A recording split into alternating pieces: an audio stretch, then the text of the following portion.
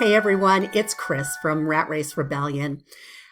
I wanted to take a moment to remind everybody to stop using the words just and only when they're describing themselves or describing their work history. I've delivered so many on-site trainings, and when they're smaller groups, it's lovely because I can ask people to introduce themselves to the group and tell us a bit about their work history and what they're hoping to do in the future. And it breaks my heart how many people will introduce themselves and say something like, I've only worked as a cashier, or I'm just a stay-at-home mom, or I only finished 1 year of college, or I'm just working as a waitress, or right now I'm only working as, and I'm like, it's mind-boggling to me that people feel forced to see themselves this way. And when I say forced, it's because if you're here in the US, it's common practice for people when they're meeting somebody new for the first time, within a matter of minutes, to ask that person, so, what do you do? What do you do? What do you do? What do you do? What do you do? As though that's going to help you get to know that individual. It really doesn't. And it's a question that we shouldn't be asking socially. And it's certainly something that you shouldn't be doing when you're defining who you are and what you're capable of. There was a woman a couple of years ago, or a few years ago now, it was before COVID, who was in a class that I was training. And we were doing this. We were going around the room asking people about their work experience and their aspirations. And after having heard several people do it before her, I heard her say, I'm just a waitress. And I'm just a waitress. And that was the straw that broke the camel's back. I couldn't take it anymore. And I said to her, okay, you're defining yourself by a job title. Let's talk about what you do as a waitress. Scrap the title. What do you do when you're at work? And fortunately, other people in the room had also worked as or were working as wait staff. And so they were able to start making a list of the things that they do at work, those tangible skills that they have, those transferable skills that they have. And they realized that waitress didn't begin to describe what they were bringing to the table for prospective employers. And what's really cool is after that workshop, after we went through so many different parts of how do you find work from home, how do you apply for work from home, how do you interview and land a job, I received an email from her, and I'm going to pop up here the cover letter that she sent to me. This was her overhauled cover letter, and it came to me with a resume.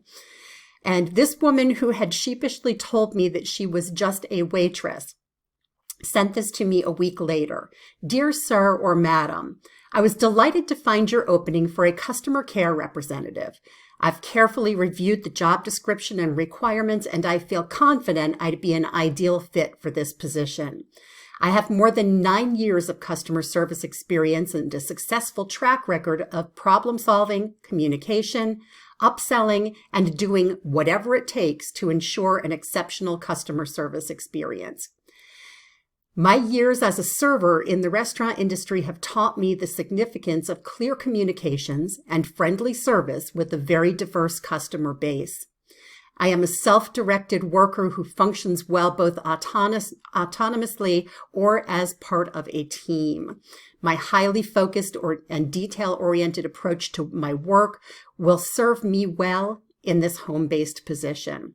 It is with great enthusiasm that I submit this cover letter and resume for your review and consideration. I'd welcome the opportunity to discuss the position and my qualifications to fill the role in person. Thank you for your time and consideration. I look forward to hearing from you. That is a far cry from I am just a waitress.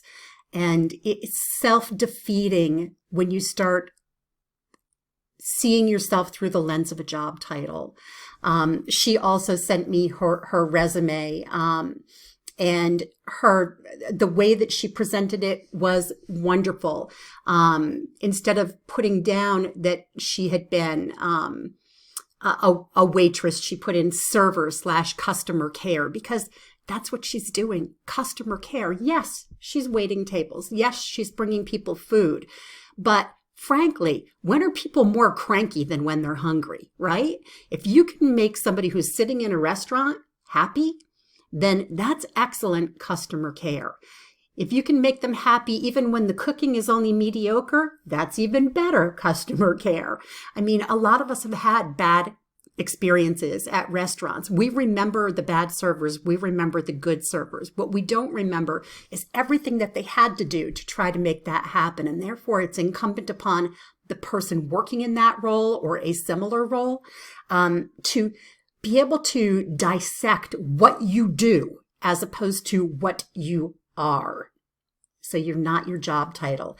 I just wanted to remind you of that and encourage you to, with the holiday season coming or any time of year, depending on when you're seeing this video, when somebody asks you, what do you do? Don't give them your job title. Tell them what you do. That will wow them. And make sure you do the same thing. Drop the self-effacement and start telling people how wonderful you are. That will come across in your cover letter. It will come across in your resume. It will come across in your interviews. And you become not only a deeper person for having a better lens at what you really look like and who you really are, but it also makes you a much more attractive hire. That's it. Everybody take care of yourselves. Give yourselves a pat on the back, whatever you're doing, whatever you've done. Find the pearls in what you do. That's it. Have a great day.